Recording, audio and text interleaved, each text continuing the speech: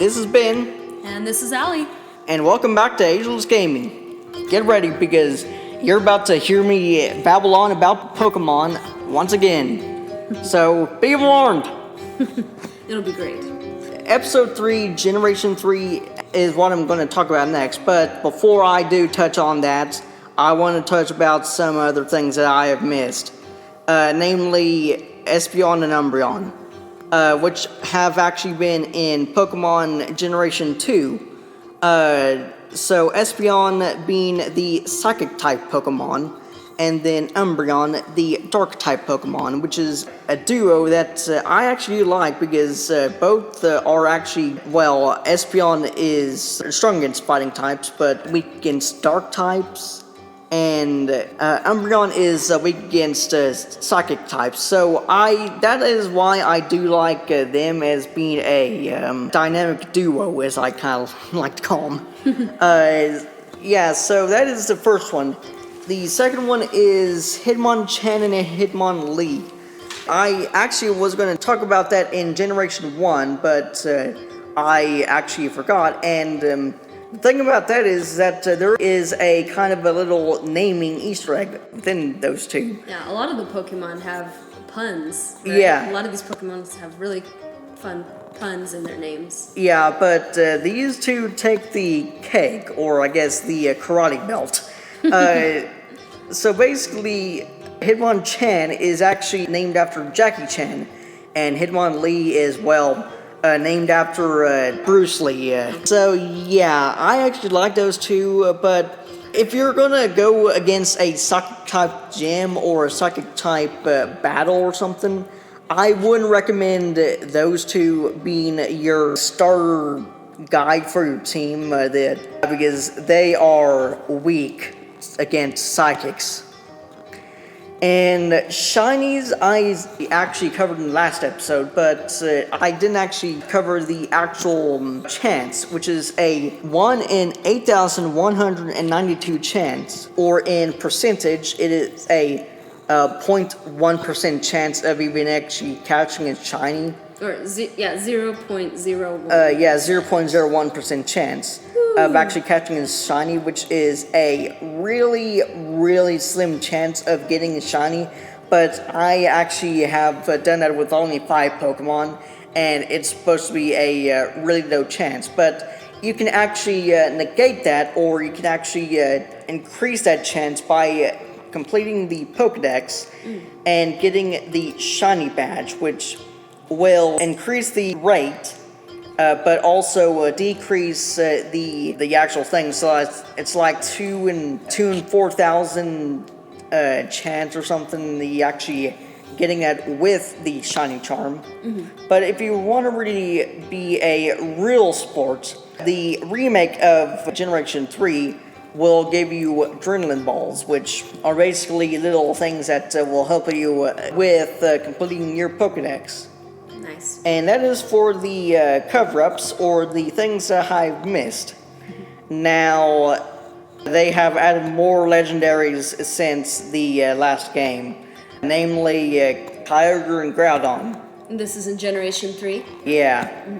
And they also added in Latios and Latias. In the remake for this one, you actually can Mega Evolve, but I'm not going to cover that now, because I will cover that in a later episode, or, well, 2 later episodes. For every tradition, they have a evil team, or a bad team that you have to go up against and try to save the world from. But instead of 1 team, they have 2. This is actually an example of a version exclusive team. So for Pokemon Sapphire, will be Team Aqua. For Pokemon Ruby, will be Team Magma. And they also have pretty cool names too. Magma is Maxie, and Aqua is Archie. Like one's sophisticated, one is like a little pirate. And they both want to either drown the entire world and reset the entire world from before humans have the world being drowned, or have the world being covered in magma. Eek. Yeah. And in the remake, those two legendaries have primal evolutions.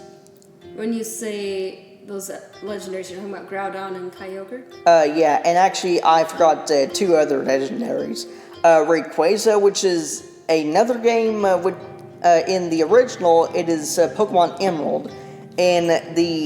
For some reason in the remake, Rayquaza is actually in an episode after you complete the game. It is the Delta episode. I don't know why they could have made like Delta Rayquaza, because Alpha, Omega, Delta, they are all Greek letters. But I'm not the one to judge, and this might be a little controversial. So, also, Deoxys is the DNA Pokemon. It is actually considered an alien. Really? Yeah, because in the Delta episode, it arrives on an asteroid. Now, the Elite Four, as I didn't talk about this, but after you complete the game, you can actually have a chance of fighting the Elite Four as many times as you want. If you, killed a legendary that you didn't want to beat, or if you wanted to catch him or something, then you have to beat the game a second time. Oh, man. To do that. Whew. Sounds like a lot of work.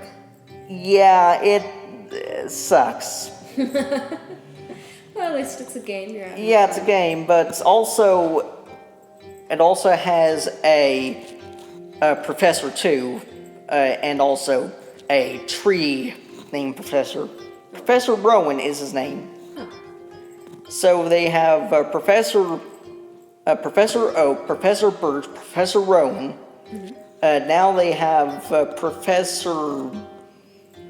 What's his name in the next episode, but we're not going to cover that now. But I do want to cover Gardevoir, which is, I think, the not really most misunderstood, but the most.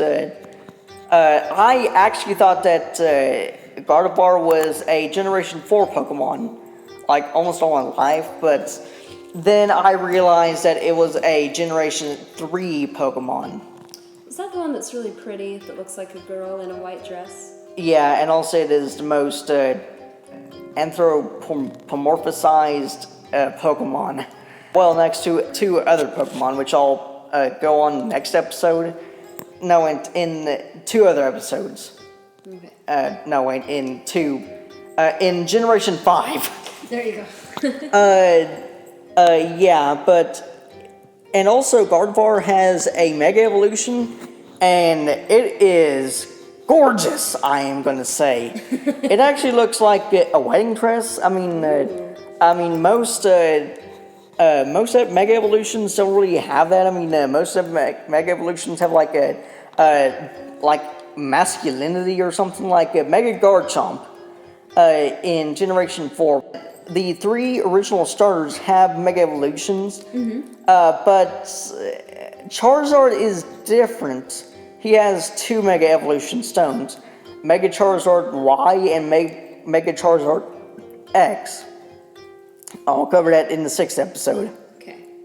But the main thing that we're talking about for Generation 3 is Gardevoir being a Generation 3 Pokemon. Yeah. And then kind of just a sneak peek that when she has her Mega Evolution, she is gorgeous. Yeah, she is gorgeous. But also, this is the first example of a gender-based evolution line.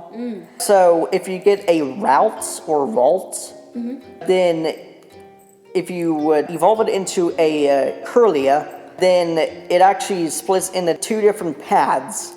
So, if your Kirlia is a male, then it actually evolves into a Gallade or Gallade, which is a kind of a Roman kind of looking guy, and Gardevoir is its female evolution. Okay. But again, this is not the only one and the only time this is going to ever happen. This will happen in another generation, Generation 6. I do wish it actually happened in Generation 1, with Tauros and Miltank, because they actually look like they could fit in a branch generation line, like the pre-evolution being like a calf. That would be cute. Yeah, and yeah, I mean there are like a ton of other generations in this game that I actually like, and Wobbuffet is weird. Actually, I didn't cover this in the last episode, but if I did, I have a really bad memory. It is actually not what it actually seems. Because the name origin for Wobbuffet is Buffet, which is basically to repeatedly strike a punching bag many times. Yeah. And wobble is so it's wobble and buffet. Okay, or buffet, yeah, like a punching bag. Yeah, keeps bouncing back up. Yeah, and my point is that its body is not what it seems. The blue thing is actually a decoy. Oh yeah. It is actually a decoy. The actual animal that is alive, it's its tail. Huh. The black thing that is behind it is its tail. It's called a decoy Pokemon for a reason. It's a decoy. The black thing is what's really alive. So don't go assuming that the blue thing is what's really alive because of the anime, but it's just what they've made it as. So the tail is the body. Yeah, and the blue thing. Yeah, the tail is its body, and the blue thing is just a decoy. It's just something that will keep other attackers from it. Gotcha. So if you ever attack the tail, what you thought was the tail of a Wobbuffet, Yeah. you'll probably get really upset. Yeah, it'll get really upset trying to protect its tail, kind of like anything else that you try to attack. Right, because its tail is the real thing. Yeah. That's why it spends its life in caves most of the time. Because the blackness covers its tail. Nice. It's a pretty good strategy. Yep. I actually never really known this, but yeah, it actually has a really weird gender difference. Because the only gender difference is that the female wears lipstick. I don't know why they just chose that. I mean, I guess like they were on some sort of time crunch, Game Freak was. But also, one thing that I do want to cover before we do end this episode off, or a couple things I should say, is I said in Generation 1, or Episode 1, I mean, is that Pikachu and Eevee have voice actresses. I discussed that, but I got that partially wrong. I mean, they do have voice actresses, but Eevee is the only one that has like multiple. It has like 2 or 3 voice actresses. The reason behind that is because for the games, he has a voice actress.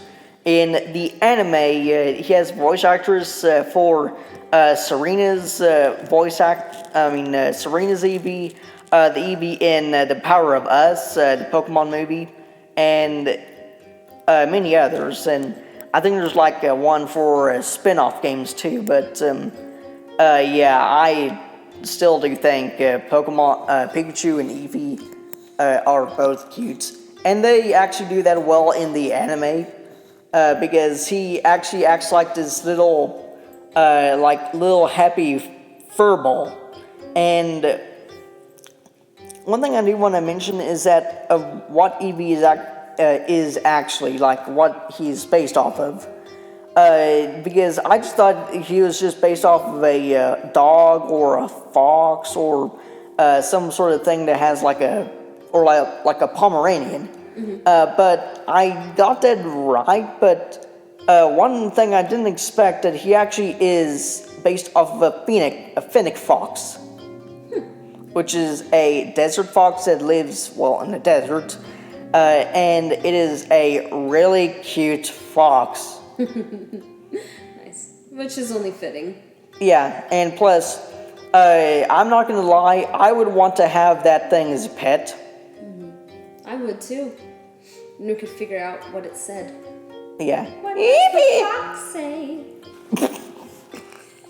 Okay, I almost knew you were gonna say that, but I didn't.